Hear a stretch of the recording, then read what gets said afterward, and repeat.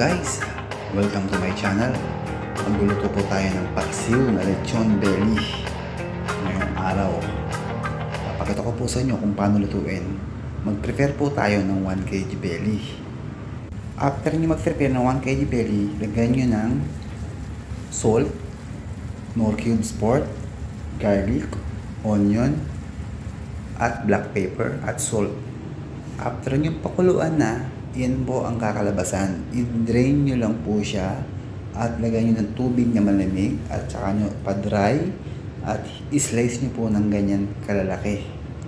After po nyan, ma-slice, ang gagawin po natin dyan is ipiprito po natin siya at ipapakita ko sa inyo kung ano ang kinalabasan niya. Crunchy pork, yan na po siya, crunchy pork. After po nyan na maprito at lagyan po natin ng onion. Yung onion na po, ang next dyan is yung garlic.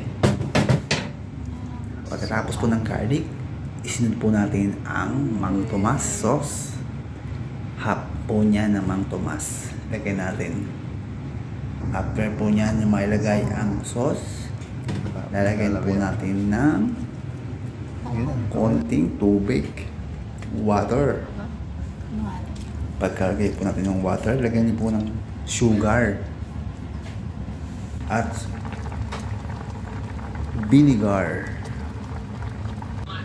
At pagkatapos po nun, pakaluan niyo po ng 15 to 20 minutes.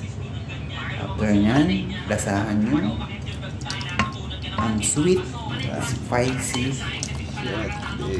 na paksiw na lechon. Malasa rin po dyan ang vinegar. Pero kung malalasahan niyo po yan ngayon, spicy siya ng bahagya at may konting lasa ng vinegar. Siyempre, paksiw nga, diba? So, ayan na po siya. Vinegar, sweet and spicy. Paksiw na lechon belly. So guys, don't forget to like and share and subscribe my channel. Guys, eat all you can na. Unlimited na yan guys after nyo maku. At siguradong ang lahat ng makakita ng pinakain nyo dyan sa roommate nyo ay paniguradong kukuha. Alright, thank you guys. See you again for watching. Don't forget to like, share, and subscribe my channel. Let's go.